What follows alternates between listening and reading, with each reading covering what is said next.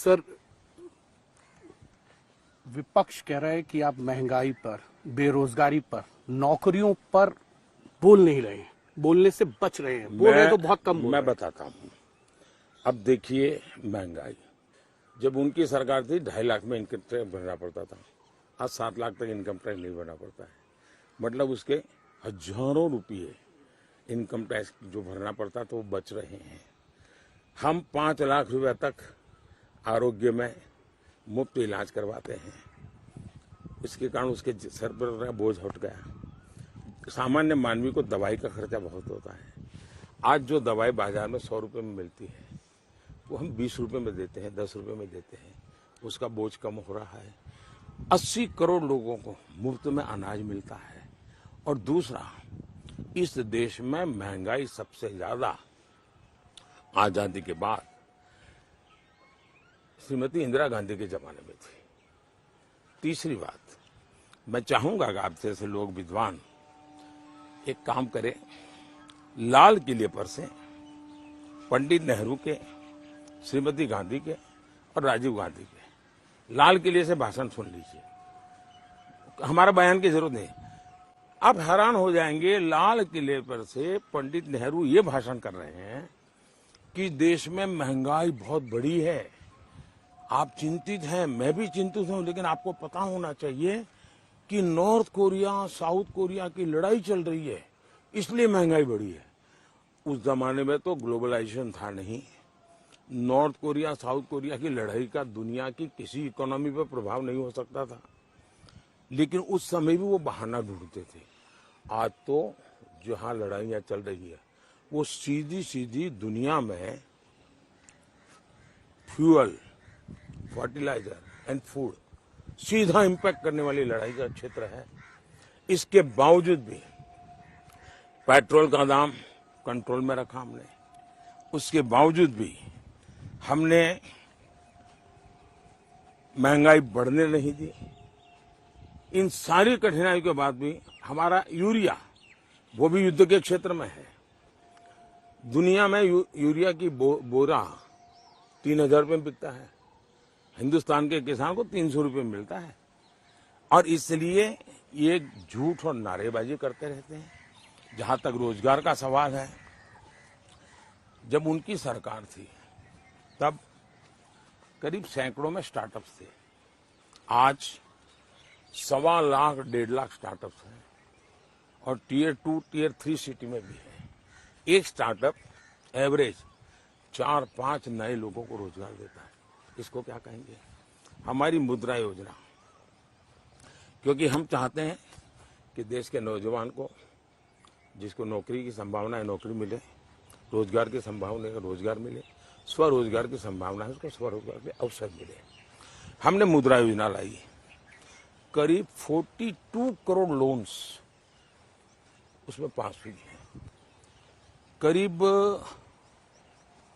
28 लाख करोड़ रुपया, हो सकता है मेरे आंकड़े इधर उधर हो, 25 से 28 लाख करोड़ रुपया उनको डिस्पर्स किया गया बिना गारंटी। और इसमें 70% से ज्यादा फर्स्ट टाइमर है और हर व्यक्ति कम से कम 2 लोगों को रोजगार देता है।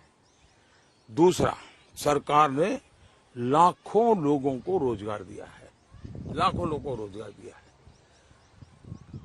दूसरा, ये लोग जब राज्य के अंदर आंकड़े देते हैं तो कहते हैं कि हमने इतना रोजगार दिया।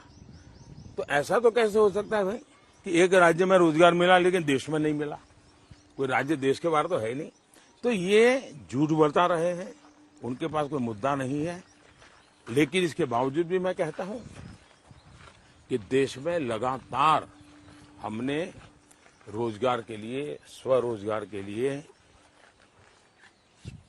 लगातार हम प्रयास कर रहे हैं, अच्छे प्रयास कर रहे हैं। लेकिन वो पुराने जमाने वाली चीजों से अब चीजें बाहर आए। जैसे स्पोर्ट्स एक ऐसा क्षेत्र खुल रहा है। महिलाएं, जैसे हम 1 करोड़ लखपति दीदी बनाया, अब हम 3 करोड़ लखपति दीदी बनाने जा रहे हैं। तो बिना काम तो होता नहीं है। रोड्स, हाईवेज पहले से डबल बन रहे हैं, तो कोई तो काम करता होगा। रेलवे पहले से डबल बन रही है, कोई तो काम करता होगा। 4 करोड़ घर बने, किसी ने तो काम किया होगा, किसी के तो जेब में पैसा आया होगा। और इसलिए ये इतना झूठ नैरेटिव चला रहे हैं। और दुर्भाग्य है कि जो बोलते हैं उनको कोई सवाल नहीं पूछता है। उनको पूछो भाई आप बेरोजगार हो गए पॉलिटिकली, इसलिए सारी दुनिया को बेरोजगार क्यों कहते हो तुम? सर एक सवाल अंतिम है, ये कह रहे हैं विपक्ष की 400 सीटें आ जाएंगी तो आप संविधान बदल देंगे, और दूसरी तरफ लालू यादव कह रहे हैं कि मुसलमानों को जो है वो पूरा आरक्षण मिलना चाहिए। इसको किस तरीके से आप देखते हैं? देखिए, पहली बात यह है कि 19 से 24 हमारे पास 400 सीट थी,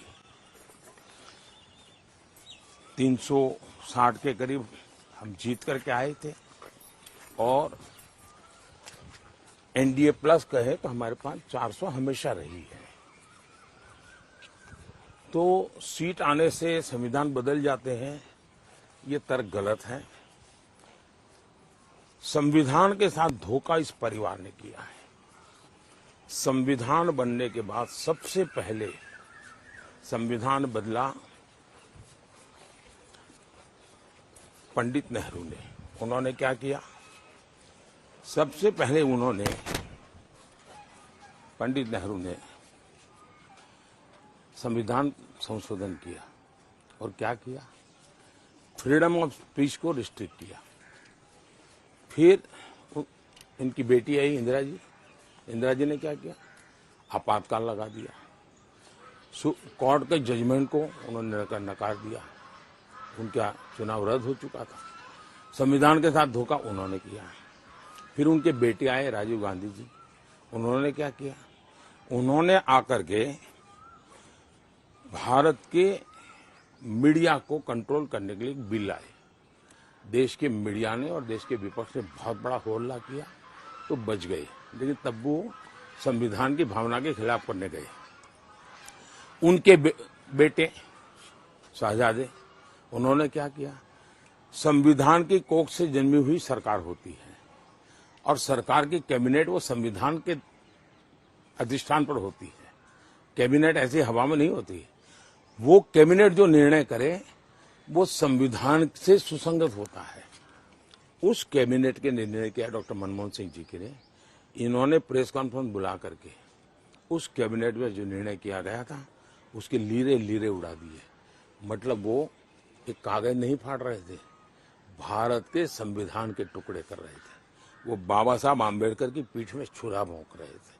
वो भारत के संविधान निर्माताओं की भावनाओं को चूर चूर कर रहे थे। परिवार की सभी पीढ़ियों के सभी मुखियाओं ने संविधान के साथ ये बदतमीजी की है। उनको संविधान शब्द बोलना भी उनके मुंह में पाप लगता है।